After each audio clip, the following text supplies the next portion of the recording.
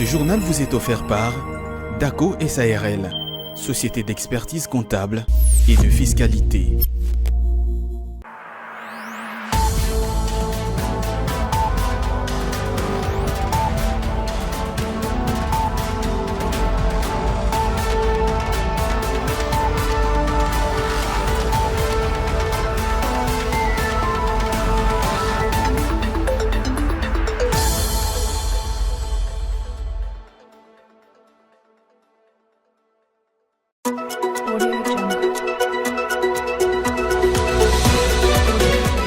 Le président Félix-Antoine Tshisekedi est arrivé le mercredi soir à Lubumbashi, chef-lieu du Haut-Katanga en provenance d'Afrique du Sud, où il avait pris part à l'investiture de son homologue Cyril Ramaphosa.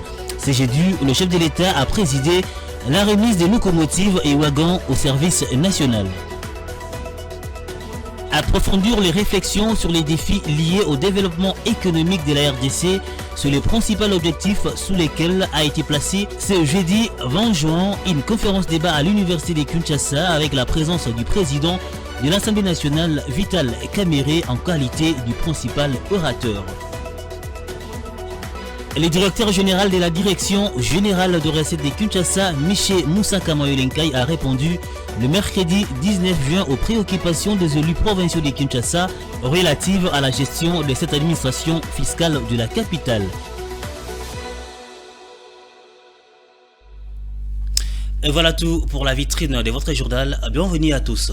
Le président Félix-Antoine Tshisekedi est arrivé le mercredi soir à Lubumbashi, chef-lieu du Haut-Katanga, en provenance de l'Afrique du Sud, où il avait pris part à l'investiture de son homologue Afrique du Sud, Cyril Ramaphosa. Ce jeudi, le chef de l'État a présidé la remise des locomotives et wagons au service national, des engins qui viennent répondre aux principaux besoins du service national, qui est l'évacuation de ses productions agricoles vers les grands centres de consommation de la RDC. Suivez. C'est la toute première visite du président Tshisekedi dans les Hauts-Katanga depuis sa réélection pour un deuxième mandat. Il revient de Pretoria où il a pris part à la cérémonie d'investiture de son homologue sud-africain Cyril Ramaphosa.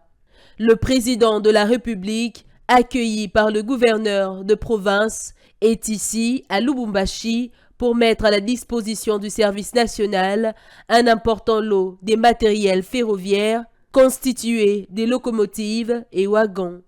Cette acquisition vient de régler l'important problème des logistiques que le service national faisait face, notamment pour l'achèvement et l'évacuation de produits agricoles vers le centre de consommation. C'est une première dans la zone. S'il faudra même se comparer aux autres structures, service national de la région, je crois qu'il n'y a pas match. Ces locomotives règlent un problème qui avait pas seulement au service national, parce qu'au service national nous avons parlé de l'acheminement de matériel ferroviaire, de matériel équipement agricole vers ces différents centres de production, ainsi que l'évacuation de sa production, mais aussi ces trains vont servir la population qui est traversée par la voie ferrée, qui part du Grand Katanga jusque dans le Grand Kasaï. Organes paramilitaires d'éducation, d'encadrement et du patriotisme, en vue de la construction du pays, le service national se veut être au cœur de la construction du pays. Je l'ai évoqué au sommaire de ce journal, approfondir les réflexions sur les défis liés au développement économique de la République démocratique du Congo et les principaux objectifs sous lesquels a été placé ce jeudi 20 juin une conférence débat à l'université de Kinshasa. Le président de l'Assemblée nationale Vital Kamerhe, en sa qualité du principal orateur à cette journée scientifique, a axé son allocution sur la nécessité de mettre en place une union sacrée des intelligences congolaises, car par l'entremise bien sûr de laquelle doivent être remplis un certain nombre de préalables comme la mobilisation de plus des ressources dans le secteur agricole. Igor Biwaka et Ruben Manata pour les reportages. Le mal est d'abord structurel et le système n'est pas fait pour développer le pays. Voici ce qui complète le mobile de la tenue de cette conférence débat dont l'objectif est entre autres d'analyser profondément les défis liés au développement économique de la République démocratique du Congo. Le principal orateur de cette messe scientifique, le professeur et président de l'Assemblée nationale, Vital Kamerhe, a pour ce faire brossé les atouts que regorge la RDC, mais dont elle n'en tire pas profit, malheureusement. D'où l'occasion de respecter un certain nombre de préalables, notamment la bonne gouvernance, la mobilisation de plus en plus de ressources dans les secteurs agricoles, au moyen de la mise en place d'une union sacrée des intelligences congolaises. Le préalable à tout ça, effectivement, c'est la bonne gouvernance. C'est la lutte contre la corruption, le détournement des deniers publics, c'est la pacification de l'Est. Et moi, je voudrais vous dire que le Congo, effectivement, avec toutes ses potentialités, c'est une terre d'espoir et tout dépend de nous-mêmes et des préalables que je vais d'énumérer tout à l'heure et que nous fassions réellement une union sacrée des intelligences congolaises sans aucune couleur politique. Et vous verrez ce que nous serons capables de faire plus que les Japonais. Ces propositions ont valablement répondu aux différentes attentes exprimées par le recteur de l'université de Kinshasa, bien avant le speech du numéro 1 de l'Assemblée nationale. Nous allons donc, au cours de cette conférence débat, échanger et donner à l'université ce qu'elle a de plus cher, son rôle le plus prestigieux, celui d'apporter l'expertise et la compétence à l'exécutif. Placé sous le thème « La problématique du développement économique de la RDC », RDC, Terre d'Espoir, cette journée scientifique a connu la participation de plusieurs panélistes et ministres, dont ceux du commerce extérieur, du portefeuille, du développement rural, entre autres. Étudiants et différents corps scientifiques étaient également présents.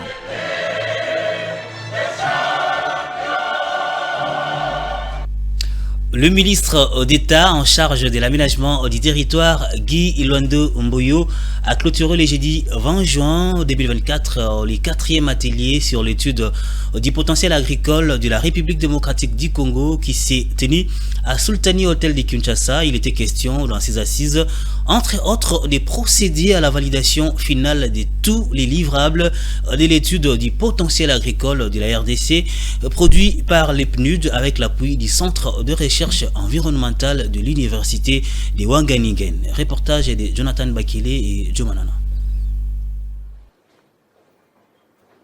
Au cours de ces assises des clôtures, le travail était axé sur la présentation de différents livrables produits par le PNUD avec l'appui du Centre de recherche environnementale de l'Université de Wageningen.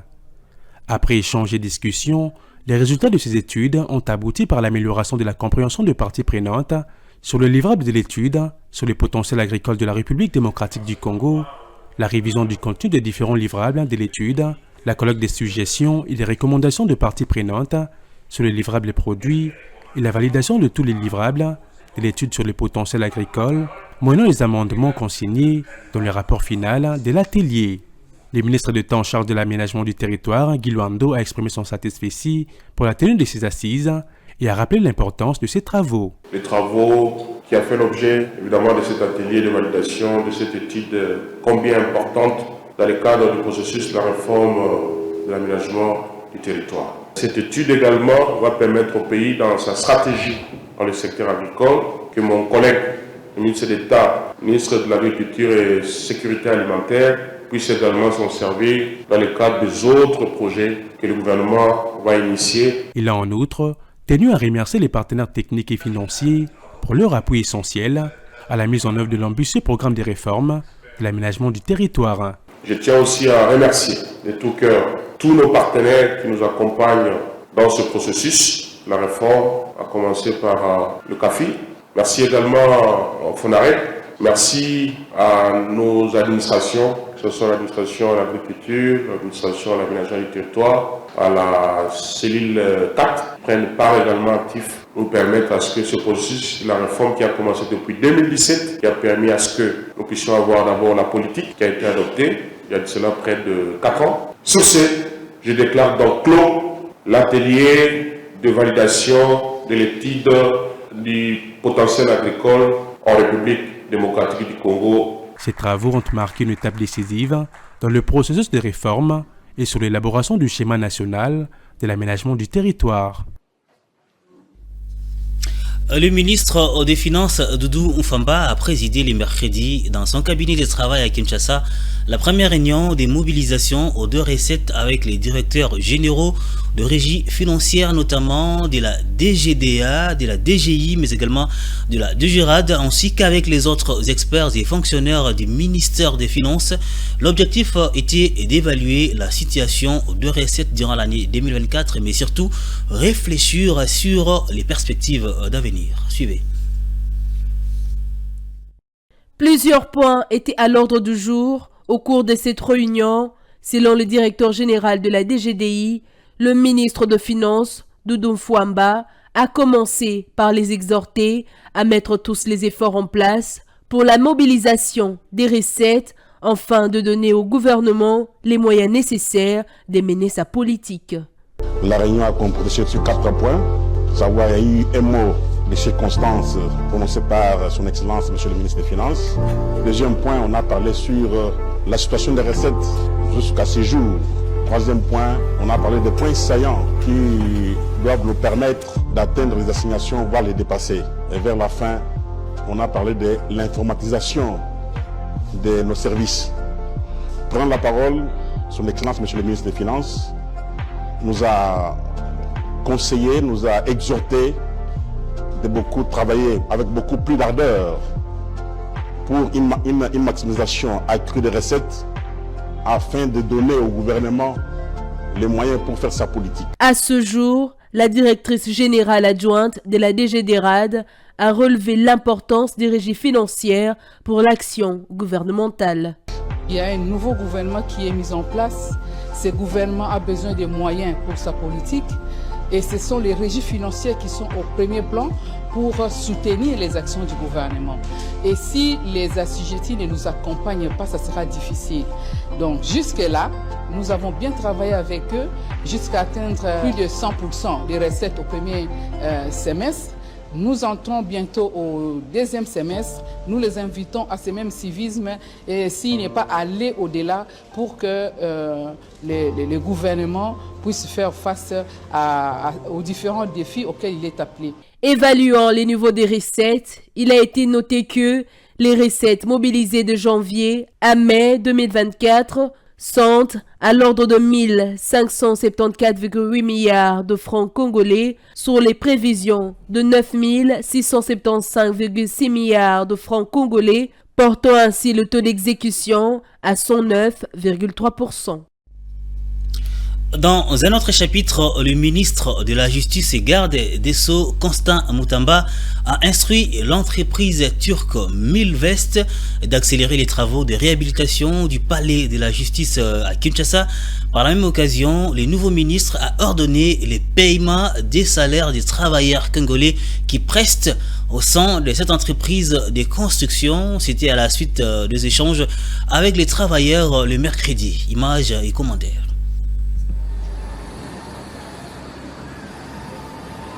C'est un signal fort lancé par le ministre de la Justice face aux péripéties autour des travaux de réhabilitation du palais de justice à Kinshasa. Profitant de l'occasion, quelques ouvriers assignés à ces travaux ont fait savoir au ministre Mutamba qui souffre des arriérés de salaire. Requête à laquelle le ministre de la Justice a promis une réponse positive. mokonzi ya mboka alobelaki biso ete état de droit elakisi kotosa mibeko ya mboka. mokonzi ya mboka akoki soki moke te kosepela ete bakongolais bazala maltraité. sali mosala na yo esengeli bafuta.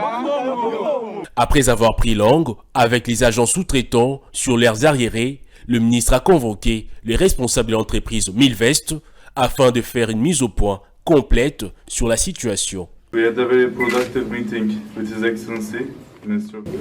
Nous venons de faire l'état de lieu pour son Excellence Monsieur le Ministre et les travaux de l'intérieur nous commenceront cette semaine, donc dans les 2 jours qui suivent, pour donner une nouvelle image du ministère de la Justice avec les réhabilitations faites. Donc ce n'est pas Milvest directement, c'est la sous-traitance. Et juste après ici, nous allons aller parler avec M. Touré de la situation. We got a new ministry, what the country deserves. En vue de mettre en place des stratégies visant à renforcer la lutte contre la corruption, le ministre de la Justice avait échangé avec l'inspecteur général de finances, Jules Alinguet-Ekei, en début de semaine. Il a demandé au numéro 1 de l'IGF de lui transmettre le rapport de ces 3 dernières années ayant établi de faits de corruption et des criminalités financières.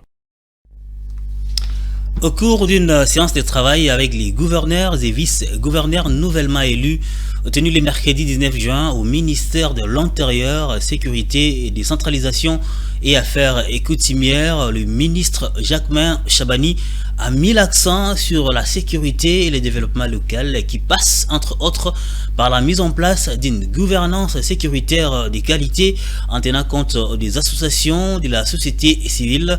Il a en outre insisté sur le respect du nombre de ministres lors de la composition des gouvernements provinciaux et le renforcement de la coopération interprovinciale. On l'écoute dans cet extrait. Votre participation à cette cérémonie symbolique est un acte qui entrevoit un lendemain meilleur pour une synergie gagnante entre le pouvoir central que je représente et les provinces que vous représentez. Pour ma part, je vous formule les recommandations suivantes. Mettre au-devant de toute action les 6 axes qui constituent la vision du chef de l'État. Outre les recettes à caractère national, je vous prie de fouiner partout pour mettre en branle dans tous les actes générateurs de recettes tels que prévus par les lois et textes réglementaires. Respectez le nombre de ministres prévus par la loi sur la composition du gouvernement provincial. Ils sont au nombre de 10, les commissaires ne sont pas prévus. Informatiser ou digitaliser vos différentes sources de recettes. Renforcer la coopération interprovinciale et la coopération avec les provinces ou villes étrangères. Relancer l'association des provinces qui est un cadre d'échange entre les provinces. Veiller à la rétrocession en faveur des entités territoriales décentralisées qui sont jusqu'alors des parents pauvres. Transmettre les coordonnées de tous les animateurs des entités territoriales décentralisées, villes, communes, secteurs ou chefferies, ou celles des territoires en tant qu'entités déconcentrées. Identifier les différentes entités dont les animateurs ont été nommés et n'ont pas répondu à leur poste d'attache. Élaborer chacun une feuille de route en ayant un mois assorti d'un chronogramme pour le suivi et comptabiliser les évolutions professionnelles. Mettre en place une gouvernance sécuritaire à travers un comité de sécurité provinciale et locale regroupant les services étatiques de sécurité et les associations de la société civile concernées. Il s'est ouvert les mardis au Pullman Hotel de Kinshasa, les forums sur les infrastructures en République démocratique du Congo, avec comme thème principal accélérer les rythmes de la mise en œuvre et des réalisations des projets d'infrastructures en RDC, un impératif pour un Congo émergent, rencontre qui a d'ailleurs connu la participation de plusieurs institutions publiques dont l'Agence des pilotages et des coordinations et des suivis des conventions des collaborations APCSC, représentée par son directeur général Freddy Yodi Ishembo, qui a exposé autour du panel lié aux 7 milliards de dollars américains obtenus lors de la renégociation du contrat sino-congolais. Regardez. Avec comme principal objectif de définir les stratégies claires pour accélérer le rythme de la mise en œuvre et de réalisation des projets d'infrastructure, enclencher un débat de fond avec les acteurs concernés et adopter les approches innovantes. Ces forums sera constitué durant 3 journées des échanges intenses. Les panélistes ont débattu sur diverses thématiques, dont celui axé sur les 7 milliards de dollars américains obtenus lors de la renégociation du contrat sino-congolais. Le 2 jeux de l'APCSC revient sur le but ultime de cette convention entre la CICOMINE et la RDC. Le fossé était tellement profond qu'on a essayé seulement de nous relever un peu et de parer au plus urgent. Et le plus urgent, c'était quoi? C'était que nous puissions récupérer plus d'argent pour la construction de notre pays, parce que, en fin de compte, le but ultime de cette convention, c'était la construction des infrastructures. La SICOMI, ou le projet minier, n'était que le moyen. Nous avons une enveloppe totale de 7 milliards pour les infrastructures. Les infrastructures, je vous ai dit, a bénéficié d'une enveloppe de 3 milliards. Et le projet minier de 3 milliards. Le projet minier n'est pas concerné par les 7 milliards. Maintenant, l'enveloppe de 7 milliards de 3 milliards est ramenée à 7 milliards. Dans les 7 milliards sont compris les 1,5 milliard déjà consommés ou en cours de consommation. Pour rappel, le Forum RDC Infrastructure RIF a été conçu dans le but de placer les infrastructures au centre des priorités et à fournir à la RDC des solutions aux défis majeurs auxquels elle est confrontée dans les domaines des infrastructures. Je l'ai évoqué au sommaire de ce journal, le directeur général de la Direction générale de recettes de Kinshasa, Miché Moussaka Moyelenkai, a répondu le mercredi 19 juin aux préoccupations des élus provinciaux de Kinshasa relatives à la gestion de cette administration fiscale de la capitale congolaise. Comme élément de défense, le numéro 1 de la DGRK a entre autres mentionné le fait qu'en 4 mois seulement de l'année courante, sa régie a collecté plus de 25 milliards de francs congolais uniquement pour les impôts fonciers. Les détails supplémentaires dans cet élément. C'est devant les élus provinciaux de Kinshasa que le directeur général de la Direction générale de recettes de Kinshasa, Miché Moussaka Moyelenkai, a répondu aux préoccupations soumises concernant sa gestion à la tête de cette administration fiscale de la capitale. Face aux représentants de l'initiateur de l'interpellation, le député provincial Steve Mulumba absent, le numéro 1 de la DGRK a déroulé avec grande éloquence ses moyens de défense. Et cela en brossant notamment les réformes initiées depuis sa prise de fonction et les résultats obtenus de ces réformes. Nous nous sommes investis à faire face aux enjeux majeurs de notre administration fiscale, notamment la maximisation des recettes de la ville de Kinshasa et l'instauration d'un climat de paix sociale au sein de la DGRK, en mettant fin au mouvement des grèves qui avait ralenti le fonctionnement de l'administration fiscale provinciale depuis plus de 3 mois. Dans son intervention très appréciée par les élus provinciaux, le patron de la DGRK a également noté les difficultés qui entravent le bon fonctionnement de cette régie financière. Le manque de civisme fiscal a fait que la population quinoise a développé des réflexes d'un civisme notoire exacerbé par l'absence de contrepartie visible et réelle à l'impôt. Cette attitude n'entraîne pas une adhésion spontanée à l'impôt. Le manque de qualification au métier de fisc d'un bon nombre d'agents qui influent négativement sur une mobilisation efficiente des impôts et taxes. La politisation à outrance de l'administration fiscale provinciale fait que certains agents se croient assurés d'une totale impunité en comptant sur leur soutien politique. Malgré la matière abondante et intéressante au cours de cette plénière, le président de l'Assemblée provinciale de Kinshasa a décidé de la suspendre pour la reprendre le vendredi 21 juin en raison de la fatigue exprimée par certains élus provinciaux.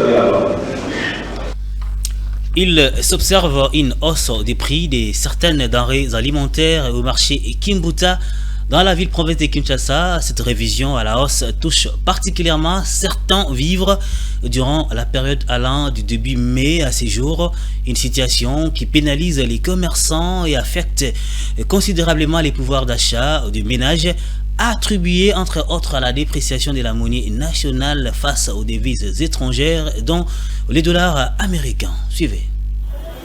Une augmentation des prix de produits surgelés de grande consommation est observée sur le marché de Kinshasa depuis le mois de mai jusqu'à ce jour. Et pour les commerçants, la situation est due à la dépréciation du franc congolais. Ici, au marché Kimbuta, dans la commune de Massina, la hausse de prix de surgelés confirme les faits. Le prix varie à tout moment. Et le plus difficile, c'est les taux avec lesquels nous achetons nos marchandises. Actuellement, nous effectuons nos achats au taux de 2900 francs congolais. C'est la cause de la flambée des prix sur le marché.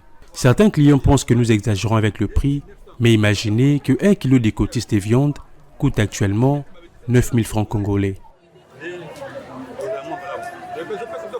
Le même constat a été observé pour les épices et les légumes. Nous vivons une situation où le prix varie du jour au lendemain. Il est difficile d'exercer nos activités commerciales. Nous n'arrivons plus à joindre les deux bouts du mois. Depuis le début de l'année, la dépréciation du franc congolais impacte sérieusement sur le pouvoir d'achat des Congolais et les activités commerciales. Les autorités publiques sont invitées à agir le plus tôt possible. Les gouverneurs militaires de la province d'Ituri, le lieutenant-général Luboya Mka Chama Johnny, a présidé la cérémonie d'installation dans son entité d'une compagnie aérienne dénommée Mon-Gabaon Airlines, dont l'appareil s'est posé officiellement à l'aéroport national de Morongo le mercredi, une initiative privée qui vise principalement le désenclavement de cette partie de la République démocratique du Congo. Les commentaires est signé Juvette Ambelo. C'est une nouvelle perspective qui s'ouvre dans le secteur des transports aériens en Ituri.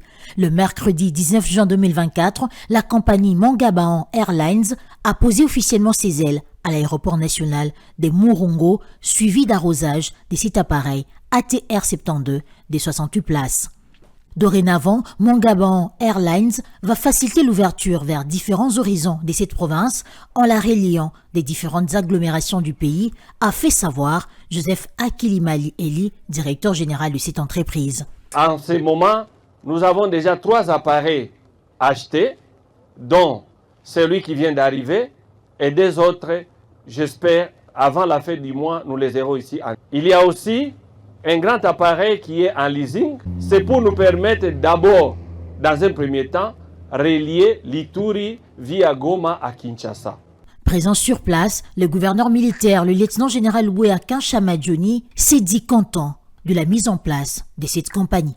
Je profite de cette opportunité pour remercier le président de la République, le commandant suprême des FARDC et de la police nationale, d'avoir justement décrété cet état de siège. Vous vous rappellerez l'insécurité que l'Ituri vivait.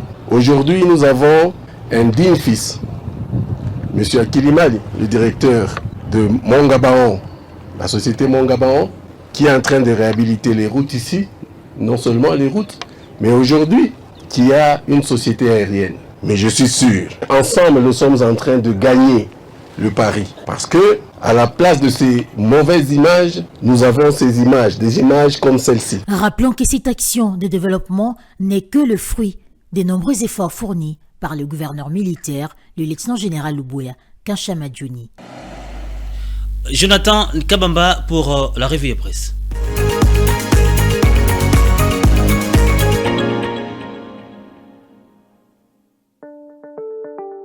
Bienvenue dans cette revue de presse sur Ecofin Télévision. Congo Nouveau titre dans sa 6e page « Solution contre la dollarisation ou simplement casser les thermomètres pour faire baisser la fièvre ».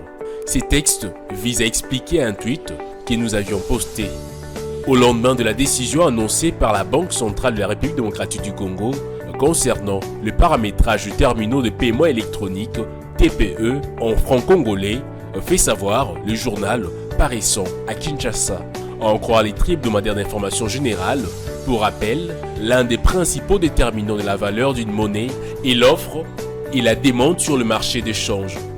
Dans le contexte de la RDC, l'offre excessive de francs congolais pour financer les déficits budgétaires et les dépenses publiques non productives et des prestiges au sommet de l'État est un problème récurrent. Les dépenses comme le voyage incessant à l'étranger avec des délégations immenses et les rémunérations excessives des acteurs politiques augmentent la masse monétaire sans une augmentation correspondante de la production de biens et services, conduisant à une inflation galopante et à une dépréciation continue de la monnaie. Les confrères soulignent que les autres institutions étatiques congolaises sont bien connues pour leur caractère budgétivore. Par exemple, aux États-Unis, les députés gagnent près de 3 fois les revenus moyens par habitant, tandis qu'en RDC, le député gagne 55 fois les revenus moyens par habitant. Ces dépenses augmentent la masse monétaire sans une augmentation correspondante de la production économique, conduisant à une inflation élevée. En conclusion, le paramétrage de TPE en francs congolais est une mesure qui semble porter sur les manifestations de la dollarisation et la méfiance aux francs congolais plutôt que sur les causes immédiates et profondes du phénomène, indique Congo Nouveau. Poursuivons cette revue de presse avec Forum 2As qui rapporte Développement rural, le ministre Moïndo Nzangi invite les agents à travailler autrement. Dans sa 4e page, le journal indique que, lors de sa première rencontre avec les cadres et agents de son ministère, le mardi 18 juin, le ministre d'État en charge du développement rural, Moïndo Nzangi, a dévoilé son programme de transformation de milieux ruraux. Un programme que Moïndo Nzangi veut ambitieux. Les quotidiens d'information générale fait savoir que, à l'horizon 2035, chaque village de la RDC doit devenir moderne avec notamment de l'eau potable, de l'électricité, une école viable, un poste de santé, un centre de développement intégré et une radio communautaire, souligne Moïndo Nzangi. Dans cette perspective, le nouveau patron du développement rural demande aux cadres et agents de son ministère de prendre l'engagement de travailler autrement.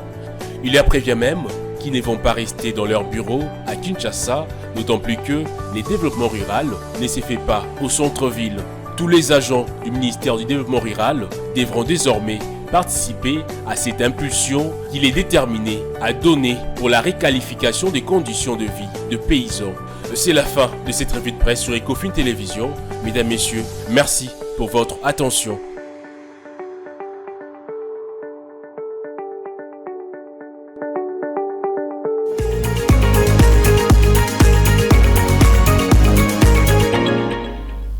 Si vous nous avez pris un cours de diffusion, voici pour vous les rappels des titres.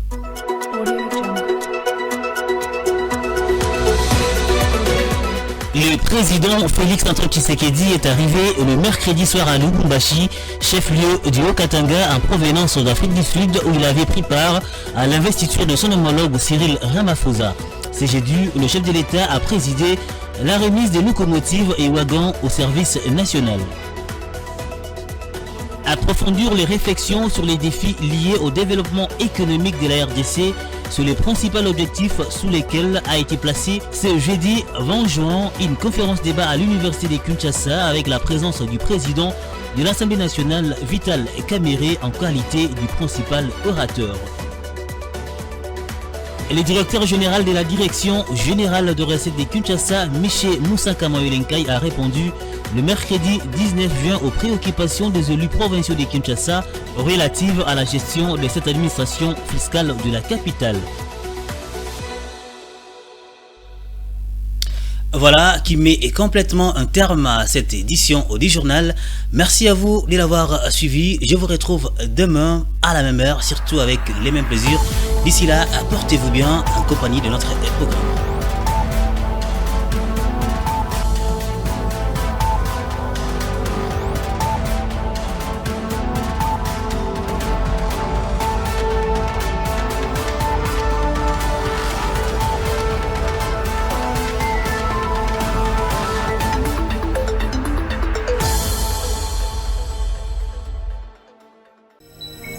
Ce journal vous a été offert par DACO SARL, société d'expertise comptable et de fiscalité.